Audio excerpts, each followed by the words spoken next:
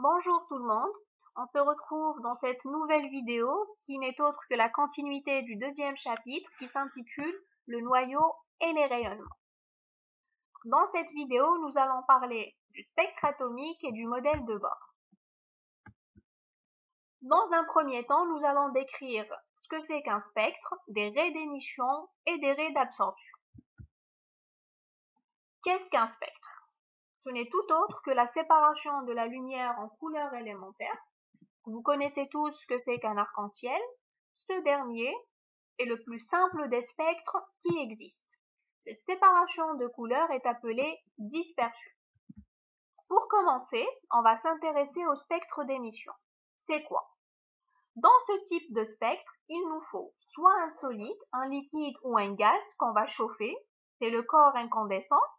Ce dernier va émettre de la lumière qui va passer en premier à travers une fente, ce qui va par la suite être envoyé à travers un prisme. Un prisme, c'est quoi? C'est un élément dispersif. En fonction de ce qui rentre, il va disperser les différentes longueurs d'onde. Dans l'exemple que nous avons ici, on voit 4 traits de couleurs différentes, donc 4 raies colorées. Cela représente le spectre de la lumière issue de la source. C'est ce qu'on appelle un spectre d'émission qui est donc constitué de rayonnements émis par un corps excité. En fonction du corps que vous avez mis en premier, deux cas se présentent à vous. Le premier cas, si c'est un corps qui est chaud, que ce soit un solide, un liquide ou un gaz qui est très comprimé, le spectre que nous allons obtenir est appelé spectre continu. Qu'est-ce que veut dire un spectre continu? C'est un spectre qui est complètement différent du premier, où nous voyons 4 couleurs. Dans un spectre continu, toutes les couleurs, ou du moins la majorité, seront présentes, comme vous pouvez le voir sur cette photo. Le deuxième cas, c'est celui que nous avons vu en premier. Donc, notre corps de départ sera un gaz composé d'atomes ou d'ions indépendants les uns des autres. Dans ce cas, nous allons avoir ce qu'on appelle un spectre de raies d'émission. Donc ça, c'est ce qui concerne le spectre d'émission. Maintenant, nous allons passer au spectre d'absorption. Quelle est la différence entre les deux? Déjà, comme leur nom l'indique, au lieu d'émettre, il va plutôt absorber. Mais absorber quoi? Contrairement au spectre d'émission, dans le cas d'un spectre d'absorption, nous allons rajouter une source de lumière blanche. Donc c'est la seule différence qui réside entre les deux types de spectres. Dans ce cas, ce n'est plus le gaz, le liquide ou le solide qui va émettre de la lumière, c'est la source de lumière blanche qui va le faire. Donc cette dernière est envoyée sur le liquide, le solide ou bien le gaz, qui cette fois-ci va agir comme une substance absorbante. Donc le faisceau va passer à travers une fente, puis à travers le prisme. Ce dernier va disperser la lumière et on aura un spectre qui présente des raies noires typiques du spectre d'absorption, comme vous pouvez le voir sur cette photo. Donc le spectre d'absorption d'un gaz sous faible pression est formé de raies noires sur un fond coloré. Dans cette seconde partie, nous allons parler des niveaux d'énergie et du modèle atomique de Bohr. Comme nous l'avons vu dans la première vidéo, en 1911, Rutherford proposa un modèle planétaire de l'électron autour du noyau. Néanmoins, ce dernier est incapable d'expliquer la présence d'un spectre discontinu. C'est là que Bohr est venu à la rescousse. Il est sans doute l'un des savants les plus influents du XXe siècle, surtout en physique quantique. En 1922, il s'est même vu décerner le prix Nobel de physique pour ses travaux sur la structure de l'atome. Le modèle est basé sur 4 hypothèses, 4 postulats dont l'objectif est la répartition des électrons autour du noyau et la détermination de l'énergie. Le premier postulat de Bohr stipule que l'électron se déplace en orbite circulaire autour du noyau, mais uniquement selon des orbites de rayons fixes. Ce dernier est soumis à deux forces, la force d'attraction coulombienne, notée Fa, et la force centrifuge, notée Fc. Le deuxième postulat de Bohr dit que l'électron ne peut se situer que sur certaines orbites bien précises ou permises, appelées orbites stationnaires, et ce, de telle sorte que son énergie reste constante. Le troisième postulat de Bohr stipule que quand l'électron passe d'un niveau N1 à un autre niveau N2, il émet ou absorbe de l'énergie. Et cette dernière est illustrée par l'expression suivante. Vous avez delta E, qui est votre différence d'énergie, qui est égale à E2 moins E1, qui vaut H fois nu. Sinon, de façon plus générale, delta E égale à E final moins E initial. Nous avons deux cas. Le premier est celui de l'absorption. Donc, l'électron absorbe une énergie fournie par le photon et passe ainsi du niveau E1 au niveau E2. Ceci conduit à une augmentation de l'énergie de l'électron. Le deuxième cas, c'est le cas d'une émission. Donc, l'électron va passer du niveau E2 au niveau E1 en émettant des photons. L'énergie de l'électron diminue alors. Le dernier postulat de Bohr, qui est le quatrième, dit que la quantité de mouvement angulaire ou bien le moment cinétique d'un électron sur une orbite est quantifié.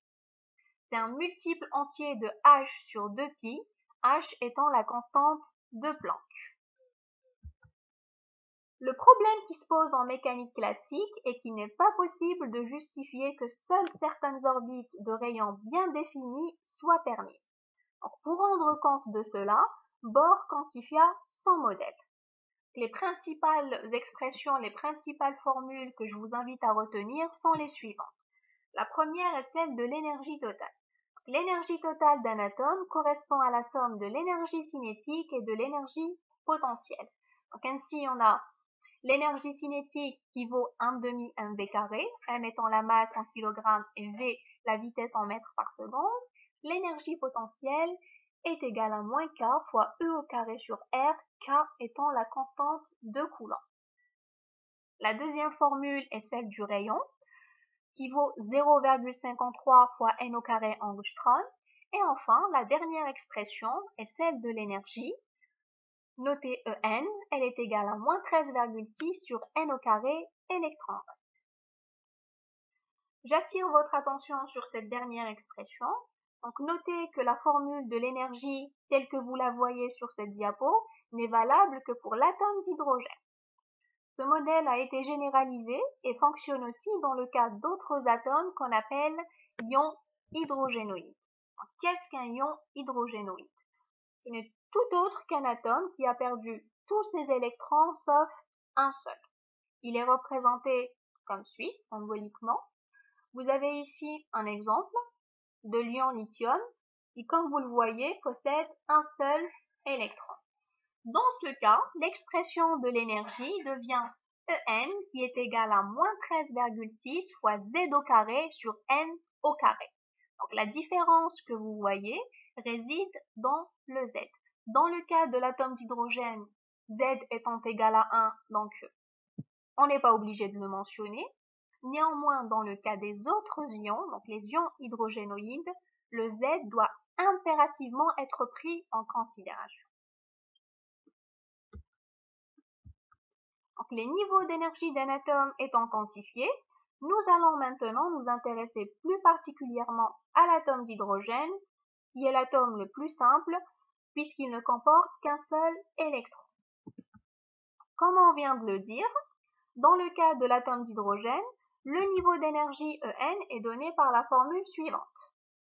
Rappelez-vous aussi de ce qu'on a vu dans le premier chapitre, un électron-volt vaut 1,6 par 10 puissance moins 19 joules, qui est l'énergie acquise par un électron sous une énergie d'1 volt. Donc les différentes valeurs de l'énergie sont illustrées sur ce diagramme, comme vous pouvez le voir. Remarquez aussi que plus la valeur de N augmente, plus les niveaux se resserrent jusqu'au niveau 0, qui est la limite quand N tend vers l'infini. C'est ce qu'on appelle l'énergie d'ionisation. Et dans ce cas, l'atome se transforme en ion.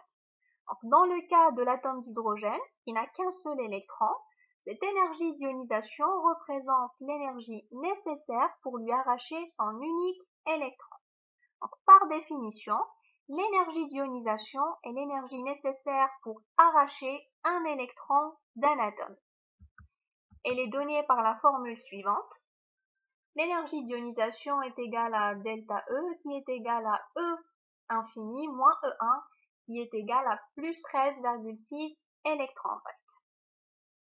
Vous avez ici le niveau N égale à 1 qui est appelé état fondamental, donc c'est l'état le plus stable.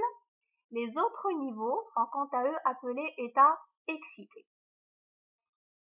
Voilà donc ce qu'il faut savoir pour l'atome d'hydrogène. La formule donnant les niveaux d'énergie va vous permettre par la suite d'avoir les valeurs correspondantes à chaque niveau d'énergie. Donc, après avoir compris comment calculer l'énergie, nous allons voir maintenant la relation qui va nous permettre de calculer la longueur d'onde. Les longueurs d'onde émises ou absorbées sont données par la formule dite de Ritz-Rydberg. Idem, deux cas se présentent à nous, le cas de l'atome d'hydrogène et le cas d'un ion hydrogénoïde. 1 sur lambda égale au nombre d'ondes qui est égal à RH fois 1 sur NI au carré moins 1 sur NF au carré avec toujours N final qui est supérieur à N initial. Donc le RH c'est la constante de Rydberg, elle vaut 1,097 par 10 puissance 7 mètres moins 1. Comme vous pouvez le voir, la différence, comme dans le cas de l'énergie, elle réside dans l'ajout du Z. Dans le cas de l'atome d'hydrogène, Z égale à 1, donc on n'est pas obligé de le mentionner. Par contre, dans le cas d'un ion hydrogénoïde, prenez bien en considération le Z. Les raies d'émission de l'hydrogène sont classées en série, et ça selon l'état ou l'orbite où se trouve l'électron. Chacune d'elles porte le nom du physicien qui l'a découvert. Ce diagramme que vous voyez, donc ce diagramme énergétique, permet d'expliquer le spectre de raies d'émission observé pour l'hydrogène. Il a été déterminé à partir du modèle de Bohr, qui est pourtant complètement faux par rapport à ce qui se passe dans la réalité. Quand on observe un spectre de raies, qu'est-ce qu'on observe en réalité? On observe les transitions électroniques. Donc, c'est des électrons qui passent d'un niveau excité à un niveau d'énergie plus bas. Dans la série de Balmer, par exemple, que je viens d'encadrer en rouge, tous les électrons excités au niveau 3, 4, et ainsi de suite, reviennent au niveau n égale à 2. C'est la série de Balmer. Idem pour la série de Lyman, par exemple.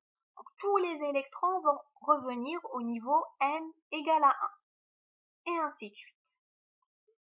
Donc, si on récapitulait un petit peu, donc, sachant que le modèle de Bohr ne correspond pas à la réalité, néanmoins, il nous permet quand même de déterminer une relation entre la longueur d'onde émise et les niveaux d'énergie correspondants, ce qui explique parfaitement le spectre d'émission de l'hydrogène. On en conclut de tout ça, donc de cette expérience, que bien que le modèle de Bohr ne corresponde pas à la réalité, en revanche, l'énergie de l'électron, dans l'atome d'hydrogène est bien quantifiée et ne peut prendre que certaines valeurs bien permises.